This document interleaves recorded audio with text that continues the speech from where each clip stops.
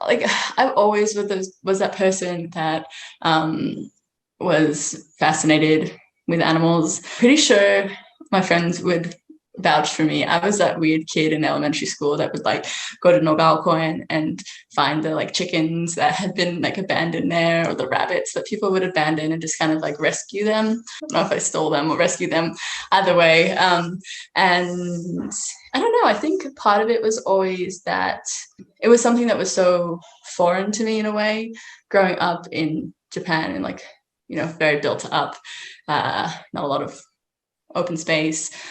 You see dogs and cats, but nothing really else.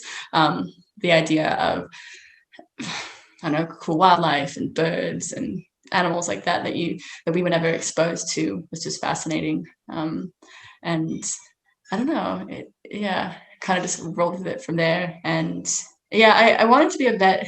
Initially, so there's this thing from kindergarten that I wrote that said that I wanted to be a dolphin trainer, which obviously didn't happen. But I think that I always knew from such a young age that I wanted to do something with animals.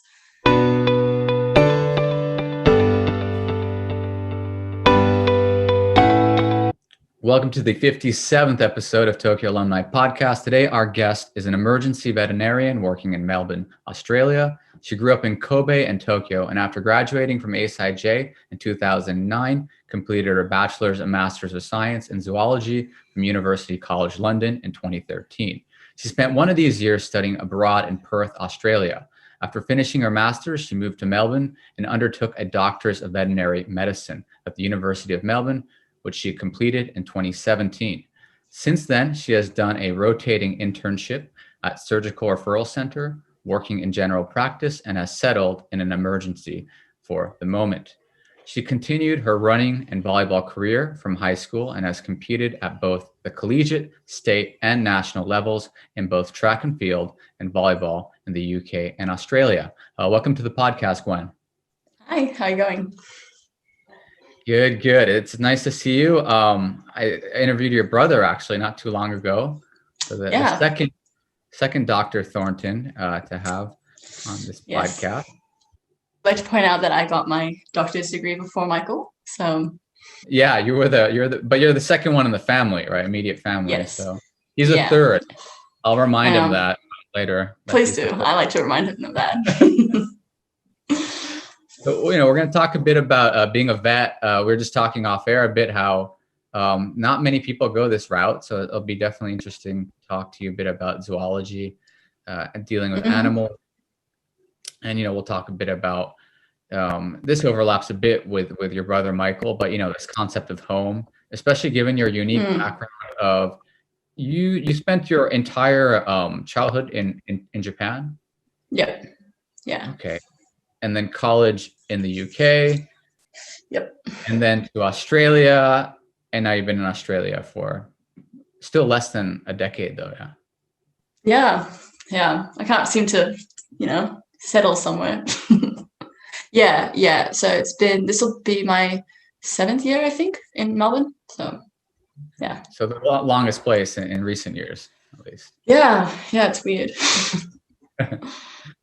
So let's start with animals. Why animals, and how early did you know you wanted to become a vet? I've always was that person that was fascinated with animals. Pretty sure my friends would vouch for me. I was that weird kid in elementary school that would go to Nogalcoin and find the chickens that had been abandoned there, or the rabbits that people would abandon, and just kind of rescue them. I don't know if I stole them or rescued them, either way. And I don't know, I think part of it was always that I didn't really decide that I wanted to be a vet properly until probably halfway through my undergrad, which is why I did zoology first, because I wasn't sure if I wanted to go down the medical aspect of it or just sort of more research, but turns out I did. Well, you were mentioning your childhood. Growing up, did you guys have pets in the household? Yeah, we did. We kind of always would take in the cats, strays. We had a dog. We had 2 dogs actually. We would always house sit and stuff like that. I think at one point we had fish and tadpoles and a rabbit. with that family that I don't know, little mini farm in the back of Kama house. So yeah. Okay. So there are always quite a variety of animals. Although I assume when it comes to variety of animals, the type of animals you deal with in Australia, would you say are quite exotic in nature in comparison to a vet in London, like a vet in Tokyo? Yes and no. I think if you work in like Melbourne, like central Melbourne, sort of where I'm a little bit on the outskirts now, but if you're in like a general practice in central Melbourne, you'll be dealing with dogs and cats. But yeah, you do get like the possums and some like parrots and things like that coming through. But if you do work more rural, like you do get, like I had a wombat the other day, which was really cute, a baby wombat. It's very cute. And like, kangaroos and wallabies and stuff like that. But it's not as common when you're in like a city setting. Yeah, definitely no kangaroos in Tokyo that I know of. And when you are working in this emergency, and you've said prior to emergency, you worked in a few other areas. For vets, is that sort of a common path that once people get their doctor in medicine, they sort of float around and then they eventually find their spot? Or do you see yourself a few years down the road working in some other area of veterinary medicine? Yeah, look, I think it goes both ways. So there's definitely you can take two sort of different paths. Like a lot of people finish the degree and go straight into what we say like general practice. So like I was saying to you, like those are the practices where you go to vaccinate your dog and check your skin and your ears and things like that. And a lot of people just go into that route because it's pretty steady, 8 till 8, 9 to 5, whatever the shifts are, 1 in 4 weekends, pretty like not easy because it's not, but like pretty more straightforward. And some of those people stay in that general practice their whole life. Sometimes people change it up a little bit and go out to like a rural area and do more mixed practice, which involves cows and sheep and things like that. And then you kind of get the other stream of people that think that they maybe want to specialize. And in order to, so it's kind of like doctors, how you go to a doctor and you have your cardiologist and your like, I don't know, oncologist or whatever it is. You have that within the veterinary industry as well. But in order to do that, you need to do your internship, do a residency program, and then you sit exams and become a specialist. And so you kind of have those two different options. But people do change quite a bit. I think I might be changing a little bit more frequently than most people, but I don't know. Okay, so there's still a variety of options. But if you were to then switch to something that you have not had any experience in, that means that you'd have to sort of go through a internship process to get your feet in, or because you have enough years, under your belt, would that change be a little bit more smoother? Yeah, usually if you have more years under your belt, it's a lot smoother. If you're coming straight out of university, it's harder to get into those programs, just mainly from an experience point of view. You need to be able to do basic procedures and read and understand basic sort of medical problems and stuff. So, which you only really get to comfortable with experience and time. What I'm interested with vets is, I've had several vets throughout my lifetime too as a pet owner. And, I've met a variety of vets, weird ones that talk a lot, ones that don't talk much. But they all seem to have a love towards animals. And that's something very different than I've also had a lot of experience dealing with doctors because I've had various health difficulties. And with doctors, sometimes, you meet doctors who seem to not really care for their patients, unfortunately. So with vets, would you say when you were going through vet school, were you just surrounded by a bunch of students that were kind of like you, that kid that just loved animals? Like what type, is that sort of bias I have or perception I have? No. No, I think that's probably right. I mean, I guess the thing that people might have like a misconstrued sort of opinion on is that people don't go into the veterinary industry for the financial perks or the lifestyle perks. It's a pretty brutal industry in those regards. So people really go into it because they genuinely want to help animals, whether that's as like a researcher or a practitioner or like a lecturer, whatever they want to do. But I think that maybe is slightly like a difference. Like people, it's brutal. Like it's hard work, and I can't tell you how many like clients I've had yell at me for the things that I did or haven't done for their animal. And you have to take that on board, but yet still do the best for your client as well, which is the pet that you're dealing with. I think you have to have that deep-rooted love of animals to keep going. I don't mean to get too much nitty-gritty of like finance, but that was another thing that I found intriguing was the salaries and pays for veterinarians, you know, as I said, aren't quite maybe the same as a doctor, but it is quite competitive. And but do you think that is maybe why a lot of people who have maybe an intrinsic interest in things like biology end up just going toward, I don't know if you'd call it human medicine, but you know what I mean, medicine. Yeah, potentially. I mean, I've had a lot of discussions with my friends who are vets as well about this. There's pros and cons to human medicine as well as vet.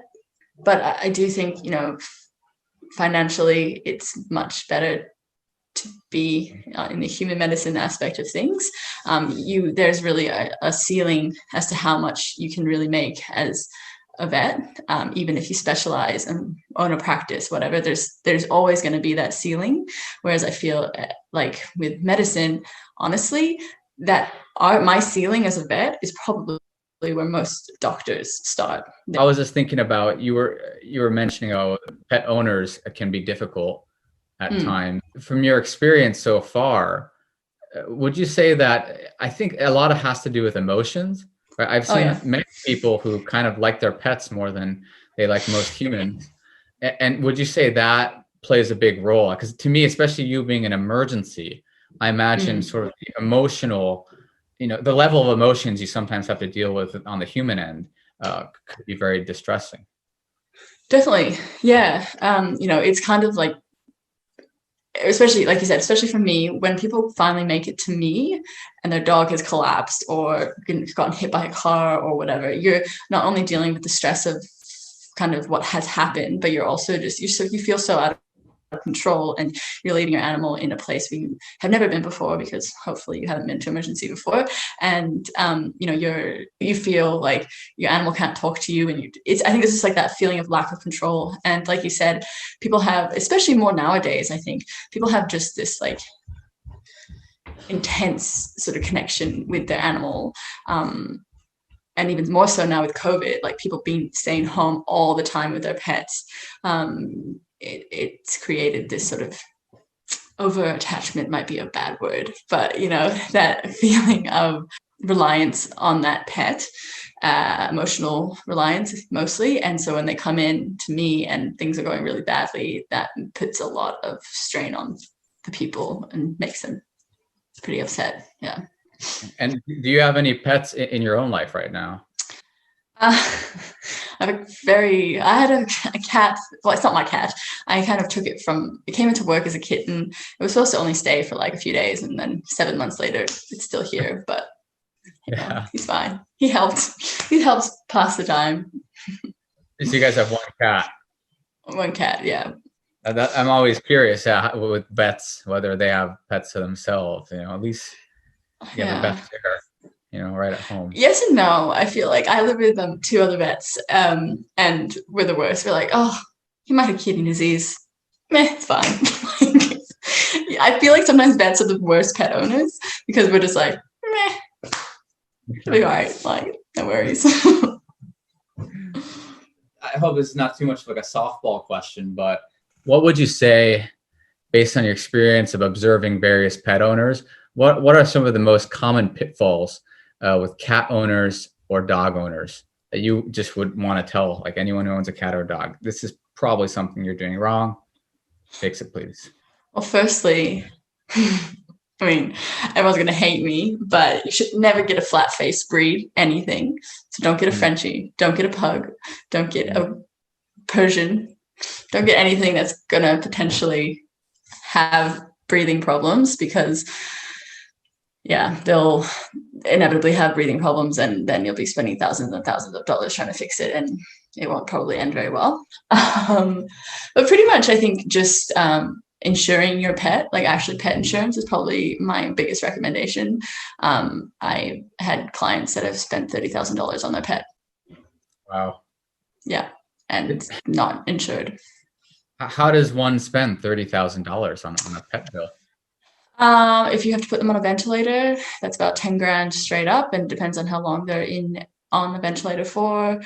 We can do pretty like intensive things in medical, in the animal sort of medical world.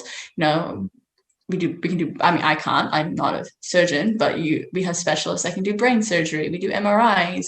We can place like, feeding tubes and things like that require intensive care, blood transfusions, things that you would see in human sort of medical professions. But yeah, it's expensive. And the problem is, which I think a lot of people don't realize, which is why they often complain about how expensive the veterinary industry can be, is that, we don't have any government subsidies. No country has that. People aren't going to be paying taxes to subsidize your healthcare for your pet. So it's all based off of, how expensive that machine is or that product is or whatever. So it racks up. Wow. That's a very expensive bill. And I think that's a great point about pet insurance. I think it's definitely something everyone should look into, especially dog owners. I think dogs cost a little bit more, it seems like. I don't know if it's bigger. Yeah, I think dogs are just a bit dumber. Like, they just get into problems. They break things. They run into cars. I don't know. But yeah. When I spoke to your brother, this theme of home came up. Not to put you on the spot, but I will put you on the spot. So where is home right now, at least for you? Yeah, I mean, I think I've watched a few of these, and I think there's definitely a recurring theme with most people from an international community. I think the easiest way for me to answer this is like the place that I feel most comfortable is Japan. I always have this sort of, if someone's like, when you're going through a tough time and things are hard, you're like, I want to go home. Like for me, that would be Japan. Yeah, I think, it's hard. I always felt like I've lived in Australia, the UK, but I'm part American, but I don't really feel like I belong in any of those places. I don't sound British. I don't sound American. I don't sound Australian, and I don't have any roots in Australia. I don't know. So yeah, I think for me, Japan is probably home. But when it comes to sort of figuring out where to settle, you did make this huge jump, right, from the UK to Australia. Sure, they're both English-speaking countries, but in regards to location and just culture, are very different. So was this something planned during, towards the end of your undergrad, or was it something sort of more spontaneous as you graduated? So I think that when I decided that I kind of wanted to apply for vet school, it's quite difficult to get into. Just there's actually not that many that I could have really applied for. Well, no, there was, but I just kind of applied to a heap of them, and I'd just come back. Well, the year prior I had spent in the WA to Western Australia, and I had a really good time. I really liked the culture, the weather, the people was great.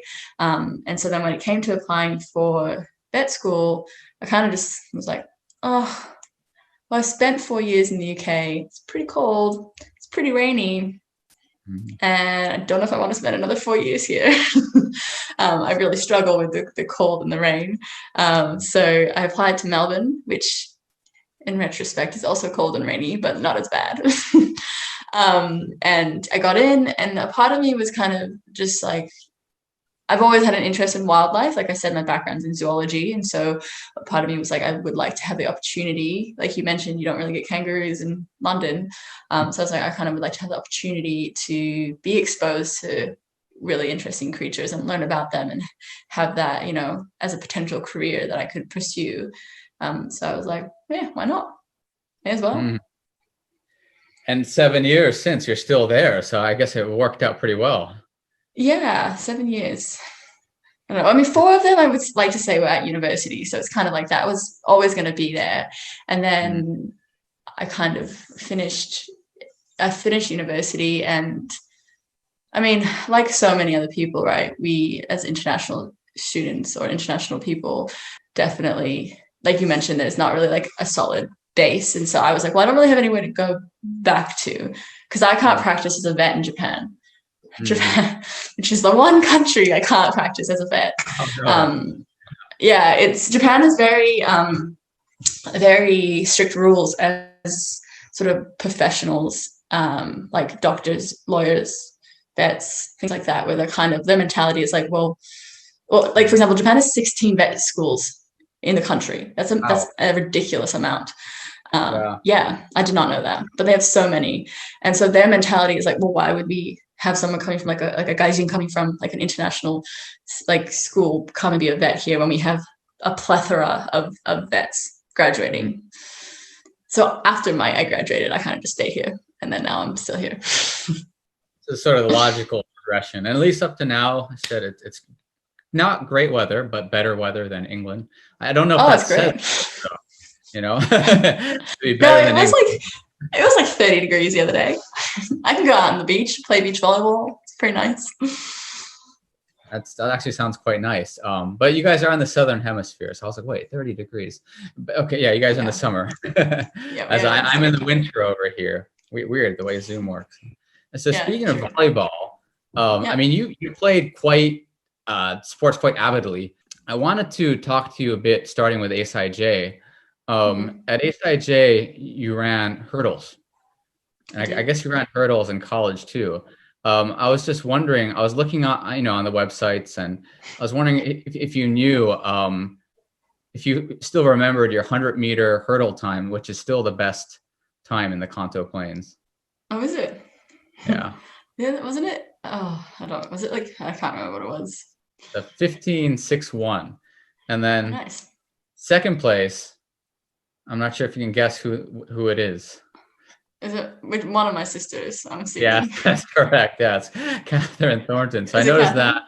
Yeah, it's Catherine, 2 years older than you, 15.9. You ran quite avidly at ASIJ, and a lot of people stop though, right? And a lot of it has to do with they just simply don't have the what it takes to go at the next level. So what kept you going? I mean, you kept going even when you were doing your doctorate. I think for me, which I think most people will not really understand, because it seems like it's a common theme where a lot of people don't like running. They just do it for fitness. But for me, running has always been sort of where I go when I'm stressed, or where I'm like, it's like kind of my safe, happy space, right? And so the concept, and also it was really good. It's really good for me from like a mental aspect as well. So when I was, studying, it was part of a routine. I would, well, in the UK, we'd only train about like 2 to 3 times a week. But when I moved to Melbourne, like we had training every single day. And so I would be at training every single day, and I would plan my life around that. And it was just a really good way to keep structure in your life. And obviously it worked. I ran quite well. I don't know. It's something that like, I think if I was unable to run, I would really struggle with. It's my happy space. That's really interesting how you connect it to sort of, that mental wealth and mental well-being. I think your brother and I discussed briefly, Haruki Murakami. He's an avid runner, and he actually writes about it as well. Or he wrote just one book about it, but it connects a lot to his work. Does running and athletics connect at all to your professional work? Not really. I mean, it helps. I think it does in the sense of like as being a vet, like you need to have something outside of work that you do. Otherwise, you will literally not be able to work. Like it's the mental toll that being a vet takes on you is pretty harsh. You need something outside of work that you can go and do, whether that is running, like it is for me, or whether that's painting. I guess that's pretty much the only thing. Yeah. But I mean, training for like a 400 or like hurdles, quite different than like going for a run. There's definitely a degree of like not being fun to do like running ass. Like it hurts. That's what I was gonna say. It doesn't seem that sort of therapeutic in comparison to like distant running. Seems. No, I can't tell you the amount of time I would like come home from training, like curl up in my bed and like a lactic acid, just like a horrible feeling, and then be like, oh, I gotta get up and study for 4 hours. But do it. It's great. Well, what's impressive too is where most other athletes, undergraduates? Because that's what I sort of associate college sports with. Yes and no. So Australia is actually quite good for post-university sport, actually. So I feel like in America, you know, you either go and play your Div 1, 2, 3, whatever, or junior college, right? And then once you're done with that, unless you're going pro, there's minimal kind of clubs that you can join, is my understanding. Yeah, that's correct. Whereas like in Australia, and to a degree in the UK as well, there's actually so much adult sport. So my club that I ran for in Melbourne and my current volleyball club, like none of us are university students. Maybe one of us a university student, you know, and so everybody, but we play at a very high level, like it's very good. But yeah, I think there's that opportunity to continue sport if you want to, whereas I feel like, yeah, in the States, it's kind of like, okay, you finished your 4 years of college, goodbye. That's it. That's very true. Yeah, it's not very conducive in regards to the longevity of the sports. And, you know, when you were interviewed in, I guess what is now what you consider an infamous interview from the Melbourne it's University Athletics Club. And, you know, one of the questions was, you know, what's your biggest accomplishment so far in qualifying for nationals? And if I'm not mistaken, is that referring to the 2016 Victoria Open champs? Is yes. That what winning that is what led you to nationals, or was that your performance at the nationals? That was nationals. No. Winning that led me to nationals. Yes, you're right. Yes. Okay. So I was able to find this. This is actually a bit unusual, but because it's short, I was wondering if maybe we could watch this together and you could just sort of narrate what you think. No. This is going to be on live narrating. We'll see how this works with the screen share. Hopefully my messed up desktop is not going to create a calamity here. So hopefully you can. Oh no! Yes, this is each other. But FYI, sorry, I didn't mean to interrupt. But the most likely they're just going to hear your audio. So just FYI. Okay, that's fine.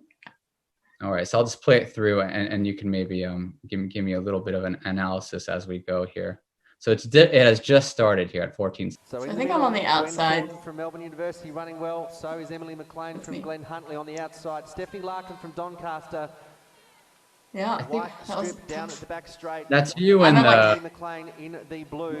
Middle, I guess the. Gwen Thornton from Melbourne University, and there we go. I'm in lane 6, I think.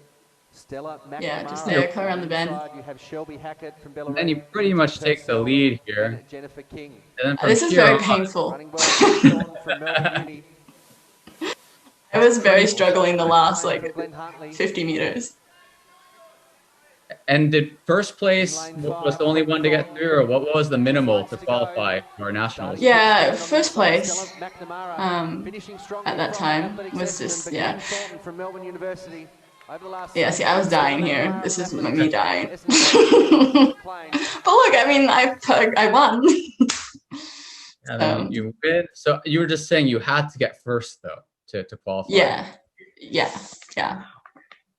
And then, which I wasn't really expecting to be honest. But that was good. That was 2016. So that's so cool, though, that, you know, that was while you were studying to become a doctor. Yeah, that was actually 10 weeks after I had a stress fracture in my femur as well. You were able to run. Times. Yeah, probably against wishes of my health professional, but that happened. And that took you to nationals. And how was that like? Where did that take place? Nationals actually happened in Melbourne as well. It was pretty terrifying, to be honest. I mean, because I was running against the New Zealand national champion, and people were coming down from Sydney, and actual people that were off to Worlds and Olympics and stuff like that. So definitely did not come first in that. I was pretty, it was my only, actually that was my first national experience.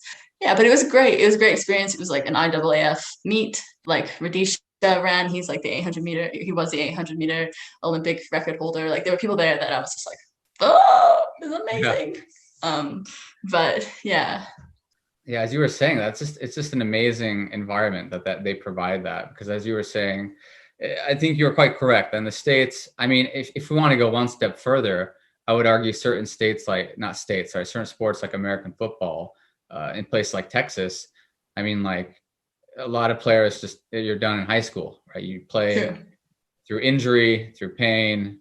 Obviously, American football being very physically onerous, on the body, and that's it. You retire at 18, and you sort of start your life, whatever that is athletically. So, yeah, that's quite inspiring. Your family is in all different spots. That seems to also be a familiar theme we've been seeing. Yes. And this time of the year, I've seen a lot of Zoom family meetings. Sorry, I guess my family puts it that way. I think other families call them gatherings or celebrations. I don't know why my dad calls them family meetings, but that's what we call them. So how do you guys deal with sort of meeting up in one spot, especially now that none of you are in Tokyo? How do you decide the sort of hub per se? Well, I've got to be honest, this year was our first year apart as a family. Every other year, I mean, I was here every other year I've had somebody from my family with me for Christmas. So I've been very lucky in that my family, well, minus my little sister, but who has a lot of flexibility, it seems, with her job, like working remotely. But my family's in academia, so they do often follow quite like Catherine and Michael are both sort of in the academia system. So they kind of have spring break and, winter break and summer break, so I don't. So they kind of have kindly made trips to me. But we all do our best to try to, go back and either to the UK, or we all met up in Tokyo for the Rugby World Cup last year. We do our best to try to see each other as much as possible. So, yeah, it seems like, obviously COVID has changed things, but flying is so cheap now. So it's enabled us to sort of congregate. And I think that our whole life, right? Like anybody from the international community, like getting on a 12-hour plane ride isn't a big deal. It's kind of like, okay, just another flight to the States. Whereas for other people, like especially here, there's so many people that I know that are like, wait, you're flying to where? I'm like, I'm just going to California and then I'm going to fly there. And they're like, that's a huge trip. And I'm like, I'm only gone for like a week. And they're like, what? Why? I was like, well, because if I don't do that, I don't see my friends and I don't see my family. It is like a perk, but also a downfall of having so many people around the world. That's true. And I feel like budget-wise too, we sort of just include it, right? Like this year, I didn't fly to Michigan, which I do every winter. And it's like, I'd always sort of put away, an extra $2,000 or so to fly in the winter. And it just crossed my mind for the first time this year that, that's probably very different from, that, again, I just said the average person's not, spending $2,000-$3,000 a year on flights. Yeah. No, exactly. It's, not uncommon. And so today we talked a bit about animals. We talked a bit about, being TCK and having family all around the world, as well as your athletic career. Still a very young doctor, a lot of, potential paths, right? You're saying maybe might not be an emergency forever. So at the end here, I like to ask the guest what is coming up in their next few years, as well as next few decades. Next few years, potentially we'll be taking a different path with my veterinary career. I might be, the plan is for me to be getting into the wildlife sector. That's sort of, I've gotten a job at Melbourne Zoo.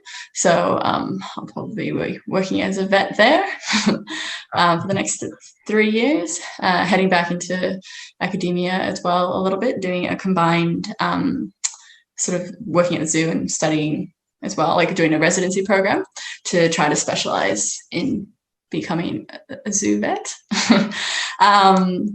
which is a very big change for me. In terms of the next few decades, I mean, look, I think we touched upon it when we chatted sort of a little while ago. I mean, it's difficult for me to settle. I kind of do feel like I want to try new countries, new places. But, look, I'm kind of up for anything. So I have nothing really tying me anywhere at the moment. So I'm kind of just like, if something pops up in Bolivia, I'd be like, let's go. maybe not Bolivia, but you know what I mean. Yeah, it's up in the air, but I think it's good. It's good to have those options. Wow, zoo vet. That sounds really exciting. I think of crazy animals, especially in Australia. It's going to be really cool. Yeah, I think people have already requested like me to steal tigers and lemurs and things like that, and I feel like that probably won't go over well with my new employer. So. So yeah, I'm excited to hear more about this in years to come. Zoo vet, I'm sure that'll probably create a lot of stories in time to come. And yeah, thanks for being the guest for, I think this was a 56. I started losing count. 57th. Yeah. Well, you there. Yeah, that's good though. Thanks for having me. Yeah. You're welcome.